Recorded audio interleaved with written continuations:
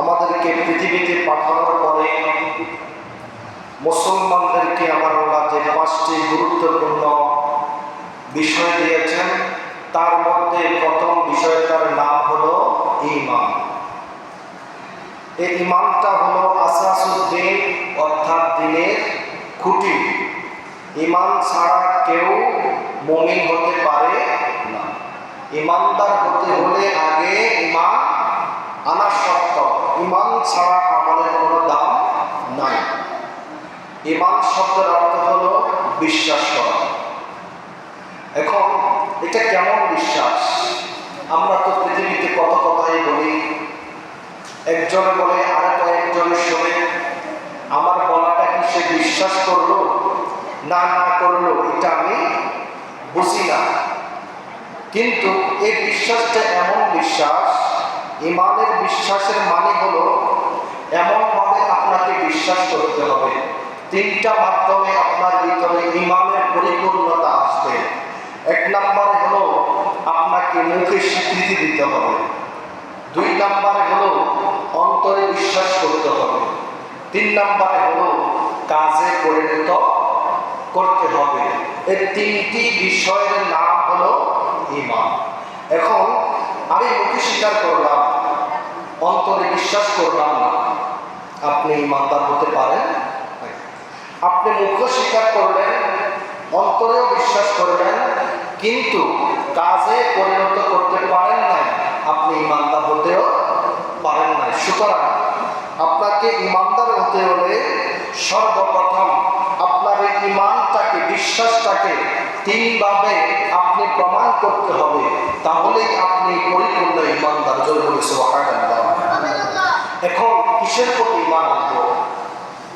হুজুর আকরাম সাল্লাল্লাহু আলাইহি ওয়াসাল্লামের যা কিছু নিয়ে এসেছেন, আল্লাহ পাক রব্বুল আলামিন থেকে হুজুর যা কিছু নিয়ে এসেছেন, এই সকল কিছুর উপরে পরিপূর্ণ বিশ্বাস করার নাম হলো ঈমান।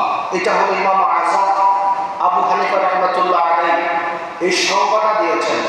হুজুর কারীম যা কিছু নিয়ে এসেছেন আল্লাহর পক্ষ থেকে, এই সকল কিছুর প্রতি পরিপূর্ণ বিশ্বাস স্থাপন করার নাম ঈমান। এবং ঈমান সম্পর্কে সূরা বাকারার মধ্যে আল্লাহ রাব্বুল আলামিন বলেছেন, আমিনু কামা আমানান নাস। তোমরা এমন ভাবে ঈমান আনো যেমন ভাবে তোমাদের পূর্ববর্তীরা ঈমান এনেছিল। সুবহানাল্লাহ। আমাদের পূর্ববর্তীরা তারা, অর্থাৎ আল্লাহর হাবিব সাল্লাল্লাহু আলাইহি ওয়াসাল্লামের সাহাবায়ে কেরাম থেকে শুরু করে এই পর্যন্ত যারা পাক্কা ঈমানদার ছিলেন, যারা তাকওয়ার মধ্যে 100% ছিলেন, যারা আমলের দিক থেকে 100% ছিলেন, আমার আল্লাহ পাক রব্বুল আলামিন তাদেরকে লক্ষ্য করে বলেছেন, যারা এইভাবে পরিপূর্ণ ঈমানের দিক থেকে পাক্কা ছিল, তাদের মতো করে তোমরা ঈমান আনো। জোরে বলে সুবহানাল্লাহ। হুজুর কারীম সাল্লাল্লাহু আলাইহি ওয়াসাল্লাম আমাদেরকে ঈমান এমনভাবে শিখিয়েছেন, সাহাবায়ে কেরাম ঈমানকে এমনভাবে শিক্ষা গ্রহণ করেছেন, ঈমানের জন্য নিজের জীবনকে কোরবান করে দিয়েছেন, কিন্তু ঈমান ছাড়ে না। ঈমান এমন একটা বিষয়, আপনি যদি কোনো আমল করতে হয় তাহলে এর আগে ঈমান আনতে হবে। কেন? কোরআনুল কারীমে যেখানে আমার আল্লাহ ঈমান এবং আমলের কথা বলেছেন, আমার আল্লাহ আমলের আগে ঈমানটাকে উল্লেখ করেছেন, ঠিক কিনা? আল্লাহ বলেন ইন্নাল্লাযীনা আমানু, আগে বলছেন ঈমান, ওয়া আমিলুস সালিহাত, এরপরে আমল। আগে ঈমান, তারপরে আমল। আপনার ঈমান নাই, আমল আছে, কোনো লাভ নাই। আগে পরিপূর্ণ ঈমান আনতে হবে, এরপর আপনাকে আমল করতে হবে। আগে পরিপূর্ণ ঈমানদার হতে হবে, এরপর আপনার আমলের মূল্য আছে, আর না হয় কোনো মূল্য থাকবে না। হুজুর কারীম সাল্লাল্লাহু আলাইহি ওয়াসাল্লামের সাহাবী, তিনি হাদিস মুবারকের মধ্যে বলেন, ওয়ান জুনদুব ইবনে আব্দুল্লাহ قال كنا مع النبي صلى الله عليه وسلم ونحن فتيان عزائرة فتعلمنا ঈমান ক্বাবলা আন নাতাআল্লামনাল কুরআনা সুম্মা তাআল্লামনাল কুরআনা ফাজদাদনা বিহিল ঈমান। জোরে বলে সুবহানাল্লাহ। আল্লাহর হাবিবের সাহাবী জুনদুব ইবনে আব্দুল্লাহ তিনি বলেন, আমরা আল্লাহর হাবিব সাল্লাল্লাহু আলাইহি ওয়াসাল্লামের কাছে শক্তিশালী যুবক ছিলাম। আমাদের পেশির মধ্যে তৎক্ষণাৎ যোগে অনেক শক্তি ছিল। ওই সময় আল্লাহর হাবিব যখন বক্তৃতা দিতেন, আমরা হুজুরের মঞ্চে গিয়ে বসতাম, হুজুরের বক্তৃতা শুনতাম, আলোচনা শুনতাম। হুজুর করিম সাল্লাল্লাহু আলাইহি ওয়াসাল্লাম তখন সর্বপ্রথম আমাদেরকে ঈমানের শিক্ষা দিয়েছিল। সুবহানাল্লাহ। সর্বপ্রথম ঈমানের শিক্ষা দিয়েছিল। এরপর তিনি বলেন, যখন আমরা ঈমান শিখে গেছি, এরপর হুজুর আমাদেরকে কোরআন শিক্ষা দিয়েছে। সুবহানাল্লাহ। তাহলে আমাদের কোরআন শিক্ষা করার আগে ঈমান শিক্ষা করতে হবে, ঠিক কিনা? হাদিস তো এটাই বলে যে আপনি কোরআন শিক্ষা করার আগে ঈমানটাকে প্রাধান্য দিতে হবে। আজ থেকে 20 বছর আগে, 30 বছর আগে আমরা দেখতাম আমাদের মক্তবে কিন্তু কোরআনের আগে ঈমানটাকে শিক্ষা দিত, ঠিক কিনা? এখন আমাদের মক্তবগুলোর মধ্যে কিন্তু ঈমানের কথা নাই বললেই চলে। কেন? আমাদেরকে কালিমায়ে শাহাদাত পড়াইতো, কালিমায়ে তয়্যিবা পড়াইতো, কালিমায়ে তাওহীদ পড়াইতো, কালিমায়ে তামজিদ পড়াইতো। এখন মক্তবের মধ্যে কালিমায়ে শাহাদাত থেকে কোনো কিছুই নাই।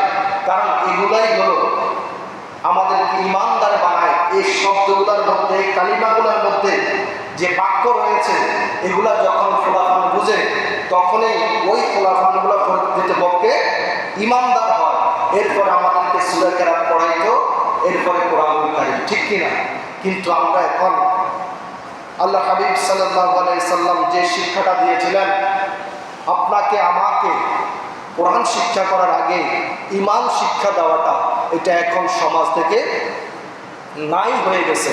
আল্লাহ পাক যেন এদের থেকে আমাদেরকে হেফাজত করে, সবাই বলি আমিন, এবং পরিপূর্ণ ঈমানদার হওয়ার তৌফিক দান করেন, আবারও বলি আমিন।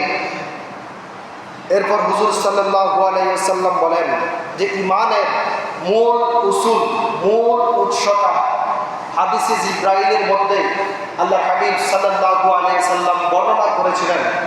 হুজুর করিম সাল্লাল্লাহু আলাইহি সাল্লামের সাহাবী হযরত ওমর রাদিয়াল্লাহু তাআলা বলেন, তিনি বলেন একদিন আল্লাহর হাবিব মসজিদে নববীর মধ্যে আমাদের সবাইকে তালিম দিচ্ছিলেন।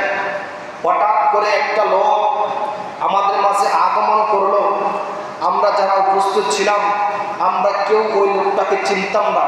একে অপরকে জিজ্ঞাসা করতে লাগলাম, এই লোকটাকে কেউ এই লোক সম্পর্কে বলতে পারে নাই। তখন আমরা অবাক হয়ে গেলাম, হয়তো অনেক দূর থেকে এই লোকটা এখানে এসেছে। আবার তার চেহারার দিকে তাকিয়ে দেখি তার চুলগুলো খুব গোছানো, তার মুখের মধ্যে কোনো ময়লার কোনো ছাপ নাই, তার চেহারাটা অনেক সুন্দর। আমরা তখন বুঝতে পারলাম এই লোকটা অনেক দূর থেকে হেঁটেও আসে না। তাহলে এই লোকটাকে, তার পরনে ছিল সাদা দবদবে পাঞ্জাবি, সাদা দবদবে পোশাক। আমরা সবাই দেখে চুপ করে রইলাম। লোকটা এসে সর্বপ্রথম আল্লাহর হাবিব সাল্লাল্লাহু আলাইহি ওয়াসাল্লামের কাছে হুজুরের সামনে এসে সুন্দর করে আদবের সহিত ছাত্রের মতো বসলেন। বসেই হুজুরকে বসলেন, ইয়া রাসূলুল্লাহ আখবিরিনি আনিল ঈমান। হে আল্লাহর হাবিব সাল্লাল্লাহু আলাইহি ওয়াসাল্লাম, আমাকে ঈমান সম্পর্কে কিছু বলেন। সুবহানাল্লাহ। ঈমান সম্পর্কে আমাকে কিছু বলেন। তখন আল্লাহর হাবিব সাল্লাল্লাহু আলাইহি সাল্লাম ইনাকে ঈমান সম্পর্কে বলতে গিয়ে তিনি বলেন, আনতুমিনা বিল্লাহ, তুমি সর্বপ্রথম আল্লাহর প্রতি ঈমান আনবে। সুবহানাল্লাহ। তিনি বললেন দ্বিতীয়বারে, আনতুমিনু বিল্লাহি ওয়া মালাইকাতিহি, তুমি 2 নম্বরে ফেরেশতাদের প্রতি ঈমান আনবে। ওয়া কুতুবিহি, 3 নম্বরে কিতাব সমূহের প্রতি ঈমান আনবে। ওয়া রাসূলিহি, 4 নম্বরে তোমরা রাসূলের প্রতি ঈমান আনবে। ওয়াল ইয়াউমিল আখির, 5 নম্বরে তোমরা আখিরাতের প্রতি ঈমান আনবে। ওয়া তুমিনা বিল কদরি খায়রিহি ওয়া শাররিহি, এরপর তোমরা তাকদীরের ভালো মন্দর প্রতি ঈমান আনবে। সুবহানাল্লাহ। তাহলে আল্লাহ হাবিব সাল্লাল্লাহু আলাইহি ওয়াসাল্লাম ওই অপরিচিত লোকটাকে ঈমান আনার সম্পর্কে তিনি বললেন, তিনি যখন জানতে চাইলেন যে ঈমান সম্পর্কে আমাকে বলেন, তখন তিনি এই 7টি বিষয় উল্লেখ করে বলেছেন, এই 7টি বিষয়ের প্রতি যখন ঈমান আনবে পরিপূর্ণ, তাহলে তোমরা পরিপূর্ণ ঈমানদার হবে। যারা বলে সুবহানাল্লাহ। হুজুর সাল্লাল্লাহু আলাইহি ওয়াসাল্লাম ঈমানু বিল্লাহ, ঈমানু বিল মালাইকা ওয়া কুতুবিহি ওয়া রুসুলিহি ওয়াল ইয়াউমিল আখির ওয়া তু'মিনু বিল কদরি খাইরিহি ওয়া শাররিহি। আমরা এইগুলা শিখতাম বক্তব্যের মধ্যে, আমানতু বিল্লাহি ওয়া মালাইকাতিহি ওয়া কুতুবিহি, এইভাবে কালিমায় ঈমানের মুফাসসালের মধ্যে শিখেছিলাম। এখন আর এটা আমাদের সমাজে নাই। এরপর হুজুর আকরাম সাল্লাল্লাহু আলাইহি ওয়াসাল্লাম বলেন, ওয়া ইন্নাল ঈমানা লা ইয়াকুনু মা'a শুবহা ওয়ার রাকিব।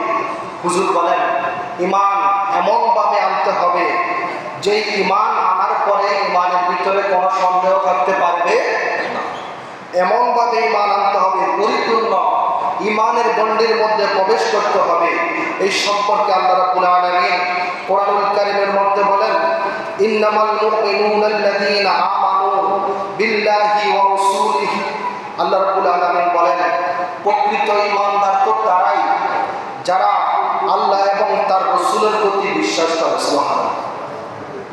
সুম্মা লাম ইয়ারতাবু, ঈমান আনার পরে তারা ওই ঈমানের বিষয়ে কোনো প্রকারের সন্দেহ করে না, তারাই হলো প্রকৃতপক্ষে ঈমানদার। আর আমরাও ঈমানদার। আমাদের ঈমান আর তাদের ঈমানের মধ্যে পার্থক্য রাত দিন, আসমান জমিনের পার্থক্য। কারণ আমাদের ঈমানের মধ্যে অনেক ফেরকা রয়েছে। যেমন আমরা যারা ঈমানদার আছি, এখনো ঠিকমতো আখিরাতকে বিশ্বাস করি না। আমরা অনেকে মনে করি যে মৃত্যুর পরে জান্নাত জাহান্নাম, কবরে আযাব, এটা সত্য হতে পারে, মিথ্যাও হতে পারে।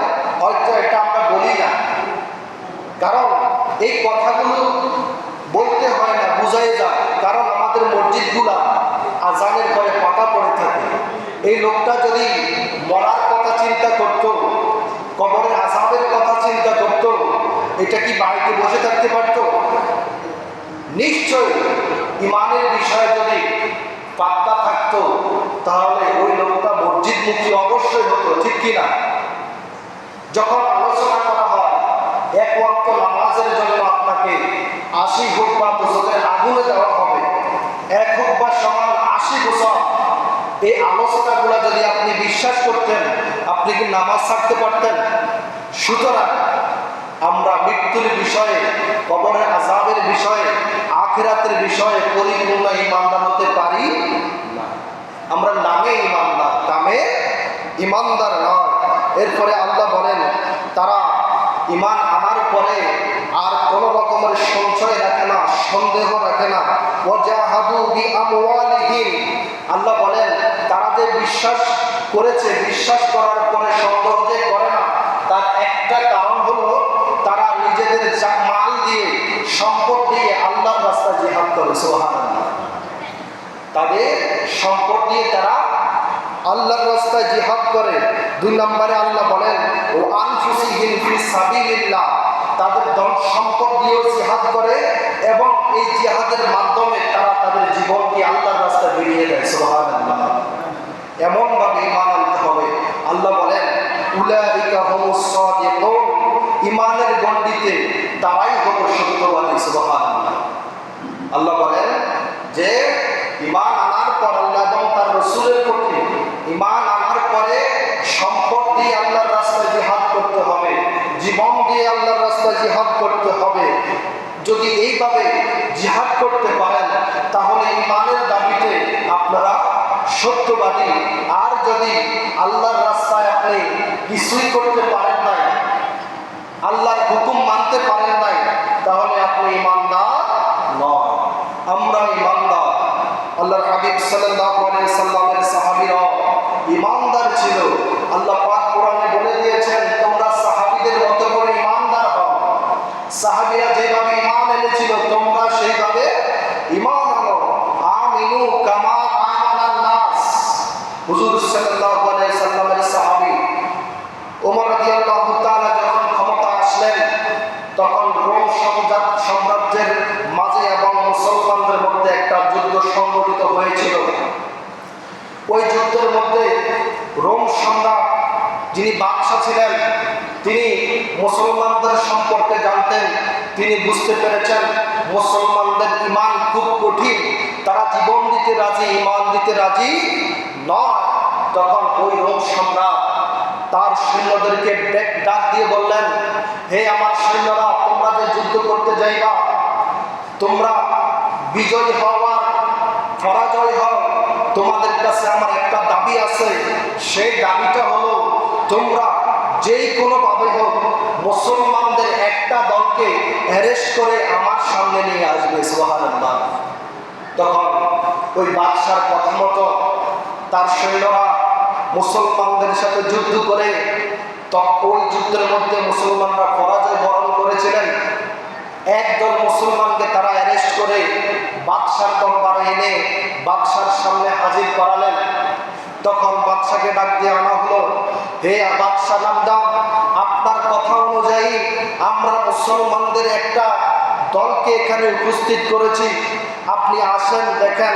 তখন বাদশা এসে খুশি হয়ে গেলেন। বাদশা আসার পরে সর্বপ্রথম প্রশ্ন করলেন, তোমাদের মাঝে যারা আসো, তোমাদের সর্দারকে, তোমাদের সবার নেতাকে? তখন সবাই চুপ করে রইলেন। একজন দাঁড়িয়ে বললেন, আমি এখানে যারা আছে সকলের নেতা হলাম আমি। সুবহানাল্লাহ। তখন বাদশা বললেন, হে তোমার নাম কি? তখন ওই লোকটা বললেন, আমার নাম আব্দুল্লাহ ইবনে হুযায়ফা, আমি হলাম হুজুর সাল্লাল্লাহু আলাইহি সাল্লামের সাহাবী। তখন বাদশা কলা কৌশল অবলম্বন করতে লাগলেন। বাদশা বললেন, হে আব্দুল্লাহ ইবনে হুযায়ফা, তোমার কথা শুনে আমার কাছে খুব ভালো লাগছে, তোমার সাহস দেখে আমি খুব অবাক হলাম। তোমার কথা শুনে আমার এতই ভালো লাগছে যে তোমাকে আমি ভালোবেসে ফেলেছি। সুবহানাল্লাহ। আমি তোমাকে খুব ভালোবেসে ফেলেছি, তুমি ওখানে বসে না থেকে আমার পাশে এসে বসো। সুবহানাল্লাহ। রোম সম্রাট এমন ভাবে আব্দুল্লাহ ইবনে হুযায়ফাকে বললেন, আমার পাশে এসে বসো। আব্দুল্লাহ ইবনে হুযায়ফা বাঘের বাচ্চার মতন সেখান থেকে উঠে এসে রোম সম্রাটের পাশে বসলেন। তখন রোম সম্রাট তাকে একের পরে এক কুপরামর্শ দিতে লাগলেন, হে আব্দুল্লাহ ইবনে হুযায়ফা, তোমাকে আমি এত ভালোবেসে ফেলেছি, আমি চাই না তুমি জেলে থাকো, আমি বাইরে থাকি। অর্থাৎ আমার কিছু শর্ত আছে, তুমি যদি শর্ত মানো তাহলে তুমি অনেক কিছু পাইবা, আর যদি শর্ত না মানো তাহলে ওদের সাথে জেলে চলে যাইবা। তখন আব্দুল্লাহ ইবনে হুযায়ফা বললেন যে আপনার শর্ত কি? তখন রোম সম্রাট বললেন, আমার একটা শর্ত আছে, আমি তোমাকে এত ভালোবেসেছি, এত পছন্দ করেছি, আমি চাই তুমি আমার সাথে আমার এই সাম্রাজ্যের ভিতরে থাকবে, কিন্তু এই আমার সাথে থাকার জন্য তোমার একটা জিনিস বাধা হয়ে দাঁড়া আছে, একটা জিনিস তোমার জন্য বাধা হয়ে দাঁড়িয়ে রয়েছে, সেটা হলো তুমি মুসলিম, আমি খ্রিস্টান। জোর বলে নাউজুবিল্লাহ। তুমি যদি তোমার ধর্ম ত্যাগ করে তুমি খ্রিস্টান হয়ে যাও, ঈমান ছেড়ে দিয়ে খ্রিস্টান ধর্মে প্রবেশ করো, তাহলে সর্বপ্রথম আমি আমার এই রোম সাম্রাজ্যের অর্ধেক তোমার নামে দিয়ে দিব। জোর বলে নাউজুবিল্লাহ। শুধু তাই নয়, এই রোম সাম্রাজ্য পাওয়ার পরে তুমি যদি মনে করো তোমার মুসলমান জাতিরা তোমাকে ওখানে থাকতে দিবে না, তাহলে তোমার জন্য আমি আরেকটা বিষয় ব্যবস্থা করে রেখেছি, সেটা হলো আমার ঘরের মধ্যে 16 বছরের একটা কন্যা আছে, খুবই সুন্দরী, খুবই রূপসী। তুমি যদি চাও এই রোম সম্রাটের অর্ধেক সাম্রাজ্যের মালিক হবে এবং আমার মেয়েকে তোমার কাছে বিবাহ দিব। জোর বলে সুবহানাল্লাহ। তখন আব্দুল্লাহ ইবনে হুযায়ফা বললেন, আপনি যা বলেছেন আমি সব শুনলাম, আপনি আমাকে নারীর লোক দেখালেন, আপনার সাম্রাজ্যের লোক দেখালেন, আপনি শুধু রোম সাম্রাজ্য নয়, তাম পৃথিবী যদি আব্দুল্লাহ ইবনে হুযায়ফাকে দান করে দেন, তারপরেও আমি ঈমান ছাড়তে রাজি নাই। জোর বলে সুবহানাল্লাহ। সাহাবায়ে কেরামদের ঈমান এমন কঠিন ছিলেন। তখন এই কথা শোনার পরে রোম সম্রাট বললেন, রাগান্বিত হয়ে গেলেন, আমি সম্রাট, আজ পর্যন্ত কাউকে কোনো কিছু অনুরোধ করলে, আদেশ করলে নিষেধ করার মতো সে সাহস কারো হয় নাই, তুমি আব্দুল্লাহ ইবনে হুযায়ফা এই সাহস কোত্থেকে পেলে? তখন তিনি আদেশ করলেন আব্দুল্লাহ ইবনে হুযায়ফাকে নিয়ে জেলের মধ্যে ঢুকানো হোক, সেখানে তাকে খাদ্য না দিয়ে তাকে হাঁটু গাড়িয়ে তাকে বেঁধে ফেলা হোক, যতদিন পর্যন্ত ওই লোকটা না মরবে, মরা অবস্থা না হবে, ততদিন পর্যন্ত আব্দুল্লাহ ইবনে হুযায়ফাকে না খাওয়িয়ে রাখা হোক। বলে নাউজুবিল্লাহ। আব্দুল্লাহ ইবনে হুযায়ফা ওনার জন্য ডাক্তার নিয়োগ করলেন। ডাক্তার প্রায় সময় এসে তিনাকে দেখে এই লোকটার কি অবস্থা, মরে গেছে না বেঁচে আছে। এইভাবে একদিন নয়, 2 দিন নয়, 1 সপ্তাহ যখন চলে গেল, ডাক্তার দেখলেন আব্দুল্লাহ ইবনে হুযায়ফার অবস্থা তেমন ভালো না। তখন ডাক্তার দৌড় দিয়ে গেলেন, সে রোম সম্রাটকে বললেন, হুজুর, আব্দুল্লাহ ইবনে হুযায়ফার যায় অবস্থা, কিছুক্ষণের ভিতরে যদি খাদ্য না দেওয়া হয় ওই লোকটা মরে যেতে পারে। তখন রোম সম্রাট তার জন্য খাদ্যের ব্যবস্থা করলেন। 1 প্লেটের মধ্যে শুকুরের গোশত, পানির বদলতে গ্লাসের মধ্যে মদ মিশ্রিত পানি যখন রাখা হলো, ডাক্তার নিয়ে গেলেন আব্দুল্লাহ ইবনে হুযায়ফার কাছে, যে হুযায়ফা কথা বলতে পারে না, হাঁটতে পারে না, চলতে পারে না, নিজে নিজে হাতটা তোলা দিত, কষ্ট হচ্ছে। ওই সময় ডাক্তার যখন বললেন, তোমার জন্য খাদ্যের ব্যবস্থা হয়েছে, তুমি খাদ্যটা খেয়ে নাও, তবে একটা কথা শুনে রাখো, তোমার জন্য যে খাদ্য আনা হয়েছে এই খাদ্যটা ভালো কিছু নয়। একটা হলো শুকরের মাংস, আরেকটা হলো মদ মিশ্রিত পানি। জোরে বলি সুবহানাল্লাহ। হুজুর যখন আব্দুল্লাহ ইবনে হুযায়ফা শুনলেন, তার সামনে হালাল খানার পরিবর্তে হারাম খানা উপস্থাপন করা হলো। এতক্ষণ যে আব্দুল্লাহ ইবনে হুযায়ফা কথা বলতে কষ্ট হতো, তিনি চিৎকার করে মাটি থেকে, বসা থেকে দাঁড়িয়ে বললেন, হে ডাক্তার, তোমার এত বড় সাহস কে দিল? আমি ইমানদার, আমি মুসলমান, আমার সামনে হালালের পরিবর্তে হারাম খানা আনা, তুমি এখন যদি আমার সামনে থেকে এই হারাম খানা না সরাও, আমি সব খানা লাথি মেরে ফেলে দিব। জোরে বলি সুবহানাল্লাহ। আব্দুল্লাহ ইবনে হুযায়ফা, তিনি আল্লাহ রাসূলের সাহাবী, তিনার যায় অবস্থা, এই অবস্থায়ও তিনি হারাম খাদ্য ভক্ষণ করে না।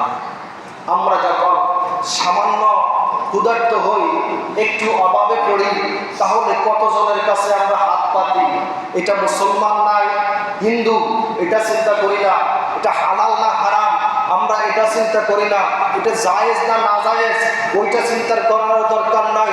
আমরা সর্বপ্রথম একটা ফতুয়া মারি, জীবন বাঁচানো ফরজ। নাউজুবিল্লাহ। এই ফতুয়ার কারণে অনেক মুসলমান আজকে ইমান থেকে অনেক দূরে চলে যাচ্ছে। এরপর ডাক্তার যখন গেলেন, রোম সম্রাটকে বললেন, হুজুর, আপনার আব্দুল্লাহ ইবনে হুযায়ফা তো রাজি হচ্ছে না, খানা খাচ্ছে না, এখন কি করা? তখন রোম সম্রাট বললেন, আগামীকালকে একটা ব্যবস্থা করো, সকালবেলা বিশাল একটা পাতিল ব্যবস্থা করে ওই পাতিলের মধ্যে তেল ডালা হলো। ওই তেল এমন উত্তপ্ত করলো আগুন দিয়ে, টকবক টকবক করে যখন উতরালো, এরপর আব্দুল্লাহ ইবনে হুযায়ফাকে তেলের ডেকচির সামনে আনলেন। ওনাকে ভয় দেখানো হলো, আব্দুল্লাহ ইবনে হুযায়ফা, তুমি যদি এই রোম সম্রাটের শর্তে না রাজি হও, তাহলে তোমাকে এই তেলের মধ্যে ফেলে দেওয়া হবে। জোরে বলি নাউজুবিল্লাহ।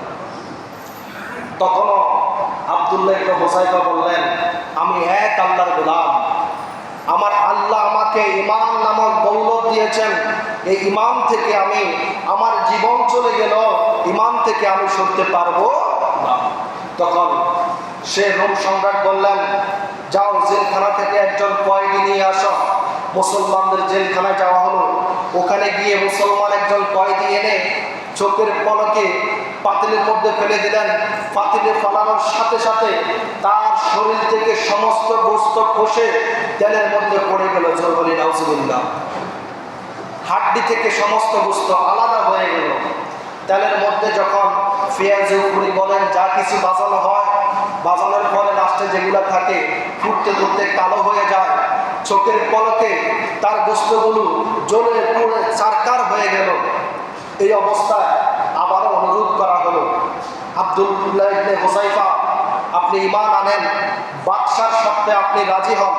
তারপরেও তিনি বললেন, না, আমি কখনো ঈমান ছাড়তে পারবো না। অনেকভাবে চেষ্টা করেছেন রোম সম্রাট আব্দুল্লাহ ইবনে হুযায়ফার ঈমান ধ্বংস করার জন্য। আব্দুল্লাহ ইবনে হুযায়ফা বললেন, না, আমি জীবন দিব, তারপরে ঈমান দিব না। শেষ পর্যন্ত সম্রাট চিন্তা করলেন, আমি যদি এই লোকটাকে কোনো কারণে মেরে ফেলি, তারপরে তো সে আমার কথায় রাজি হবে না। এই লোকটা যদি তার কথার উপর, তার মতের উপর সে যদি জীবন দিয়ে দেয়, তাহলে তো সেই বিজয় হিসেবে মৃত্যুবরণ করলো। সুবহানাল্লাহ। সুতরাং আমি এই লোকটাকে মারব না, কারণ এই লোকটা মৃত্যুবরণ করলে সে বিজয়ী হয়ে যাবে। আমি এই লোকটাকে কোনো রকম ছেড়ে দেওয়ার একটা পান্দাবন্দি করব। তখন রোম সম্রাট বললেন, হে আব্দুল্লাহ ইবনে হুযায়ফা, আমার একটা শর্ত আছে, তুই বাঁচতে পারিস। তখন তিনি বললেন, কি? আব্দুল্লাহ ইবনে হুযায়ফাকে রোম সম্রাট বললেন, এই মুহূর্তে তুমি যদি আমার কপালের মধ্যে একটা চুমু খাও, তাহলে তোমাকে আমি মুক্তি করে দিব। জোরে বলি সুবহানাল্লাহ। একটা চুমু খাও, আমার কপালের মধ্যে একটা চুমু খাও, তাহলে তোমাকে আমি মুক্ত করে দিব। তখন হুযায়ফা চিন্তা করে, অনেক বুদ্ধি করে তিনি একটা কথা বললেন, যে আমার জন্য নয়, আমার জীবন বাঁচানোর জন্য তোমার কপালে আমি চুমু খাবো না।